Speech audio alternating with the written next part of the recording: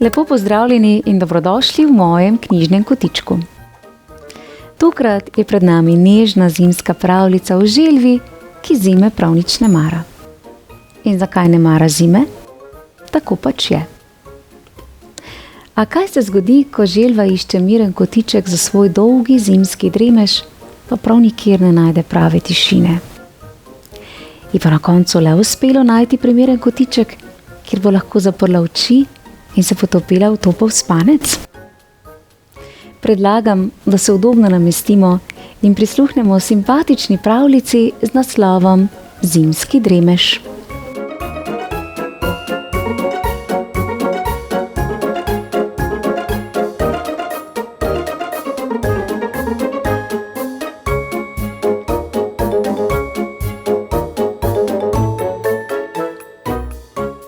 Želva se je pripravljala na dolgo zimsko spanje.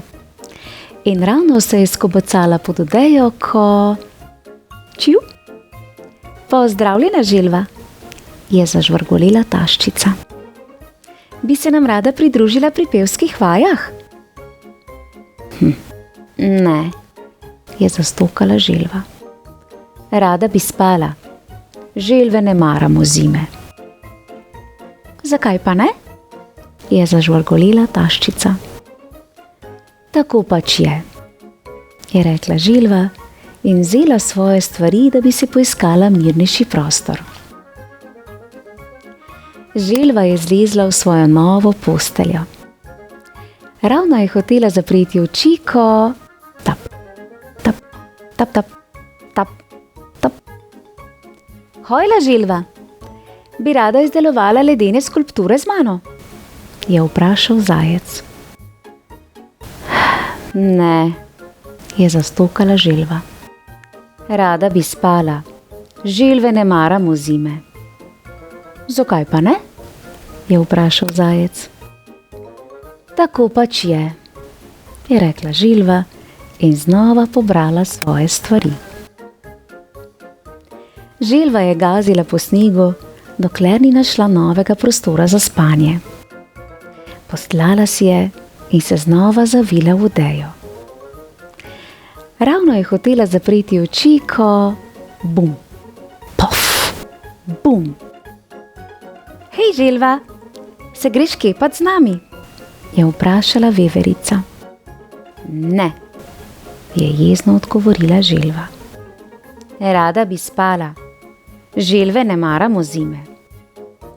Zakaj pa ne? Je vprašala veverica. Tako pač je zastokala želva. Zakaj bi katera žival po zimi sploh ostala budna? Je zagotrnjala želva. Bila je utrujena in zeblo jo je. Za nameček pa si je morala poiskati še mirnejši prostor za spanje. Želva je sklenila, da se bo povzpela malce više. Želva se je znova ugnezdila v svojo novo posteljo. Ravno je hotela zapreti oči, ko...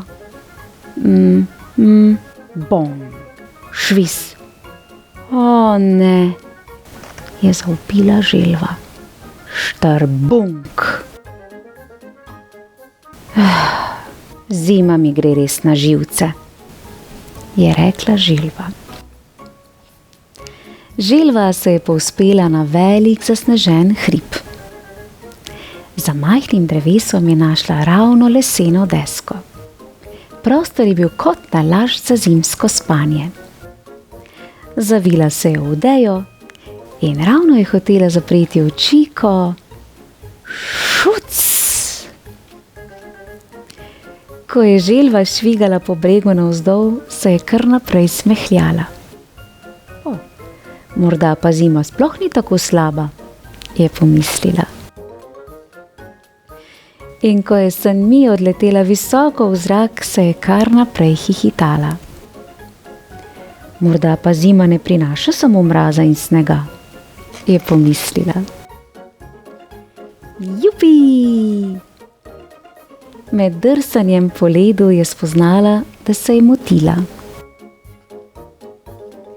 Tisti večer se je želva v družbi svojih prijateljev drsala, vrtela in zabavala pozno v noč. Niti malo ni bila utrujena ali premražena. Morda bi se pa našla tudi kakšna želva, ki je zima celo všeč.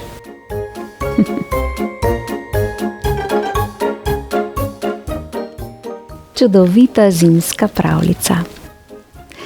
Naša knjižna junakinja je ugotovila, da včasih potrebujemo le nepričakovan trenutek, da na vse skupaj pogledamo drugače.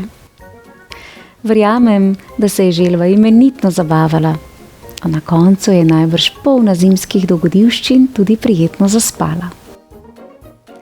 V mojem knjižnem kotičku pa lahko prisluhnete še eni zimsko obarvani pravljici z naslovom Polh urh. Prijazno vabljeni k poslušanju.